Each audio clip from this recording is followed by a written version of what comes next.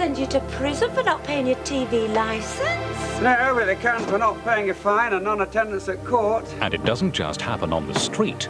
They threw me and my 6-year-old son in the back of a white Mariah. You can also be imprisoned for non-payment of poll tax. It's something that I would imagine it would happen on TV. But for thousands, it's a reality. Well, I was sent to prison for 9 days because I owed £22. The Women in Prison for Being Poor, Monday at 8.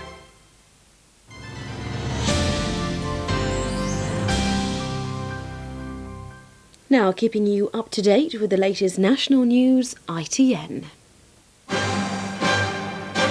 From the studios of ITN, the news with Nicholas Owen. Good evening, welcome to the programme. The headlines. International outrage after suicide bombers kill 25 in Israel. Mounting pressure on Major tonight, but he insists no one will resign over Scott. And thousands rally for peace as new talks go ahead with Sinn Féin.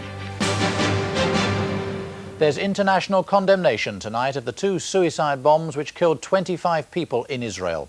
More than 70 others were injured. One bomb went off on a commuter bus in Jerusalem. The other exploded in the coastal city of Ashkelon. The Islamic extremist group Hamas said it was responsible. Our Foreign Affairs correspondent Michael Nicholson reports from Jerusalem. This is the 10th bombing, one of the worst, and intended like the rest to blow the peace process right off track. The suicide bomber in Jerusalem detonated when the bus was packed, mostly with soldiers on their way back to barracks. Hamas says the bombings were in revenge for the Israeli assassination of their principal bomb maker last month. The bombs come at a critical time for Prime Minister Shimon Peres. He is the architect of the peace with the Palestinians, and there is a general election in May. He was booed and jeered by Israeli right-wing anti-peace demonstrators when he arrived at the scene this morning. The Israeli government today closed the border crossings between the Palestinians and Israel, but insists the negotiations between the two continues.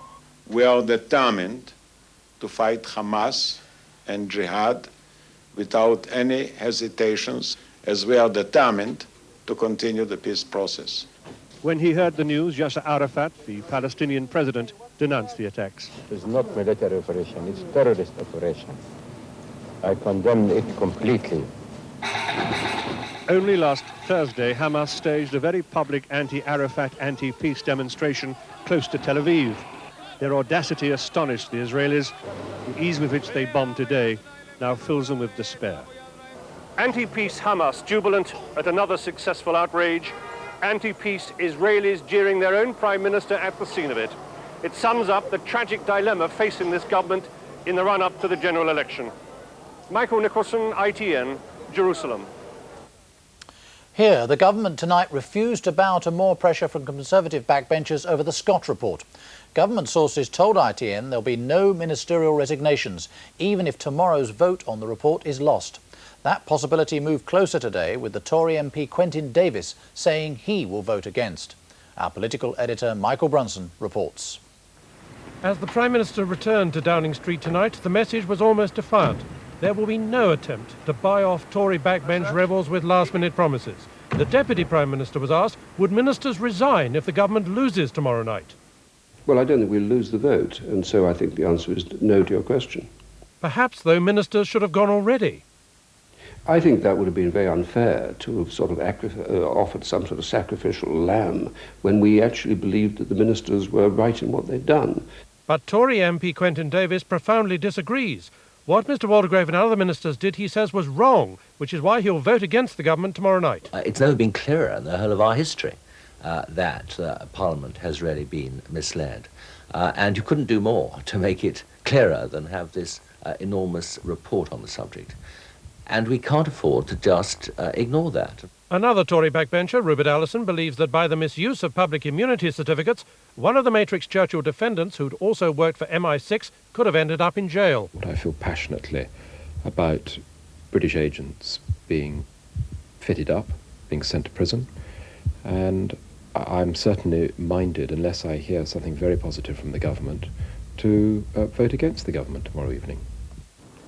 But tomorrow, Trade Secretary Ian Lang will only offer a review of export controls some tightening up of customs and excise, and better use of intelligence reports within government. And whatever happens, I am told, there will be no ministerial resignations. Around 6 Tories, Christopher Gill being the latest I hear, stand ready not to support the government. But with some of them and some of the Ulster Unionists abstaining, the government should just scrape home. Michael Brunson, ITN, Downing Street. Sinn Féin and government officials will hold talks tomorrow, the first since the end of the IRA ceasefire. And as thousands demonstrated their support for peace today, John Major and the Irish Prime Minister discussed on the phone a possible summit meeting this week. Here's our political correspondent, Tom Bradby. Today, thousands of people all over Ireland made sure their voices were heard. That people want peace has never, of course, been in doubt. It's a question of how and on whose terms. Sinn Féin announced today it would be meeting government officials tomorrow. It has held out the prospect of a renewed IRA ceasefire in return for a fixed date for all-party talks. What we have to do is rebuild the peace process, which has been destroyed by John Major's refusal to move on to meaningful negotiations. And what we have to do is see whether or not we can establish that the British government is going to name a specific date for all-party peace negotiations.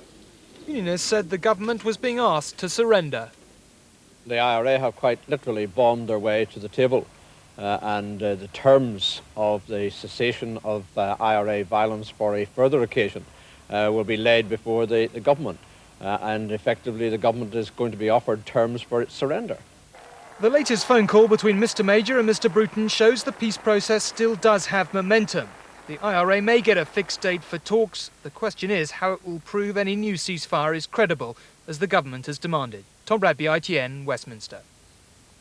America tonight called on the United Nations to discuss punitive action against Cuba after its warplanes shot down 2 private aircraft near Havana. 4 people are missing, feared dead. The US said the attack was a violation of civilized behaviour. Charlotte Hume reports. The 2 private aircraft were blown apart by Cuban MiG fighters as they flew in disputed airspace. They belonged to Brothers to the Rescue, an American humanitarian group. They were flying across the Florida Straits to search for rafters, people fleeing from Cuba. 4 aircrew are missing.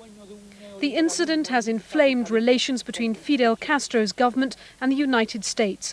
Cuba claims their airspace was violated.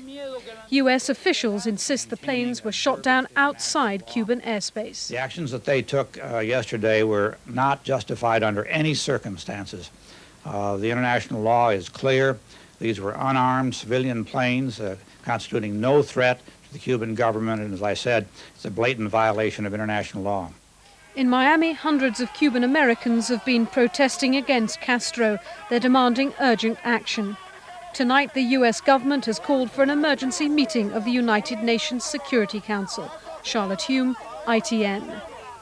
Back here, 2 West Midlands policemen have been suspended after allegations that they fixed crime figures. It's claimed they persuaded offenders to confess to crimes they hadn't committed in order to improve the force's crime clear-up rate. A criminal investigation into the officers' conduct is being carried out.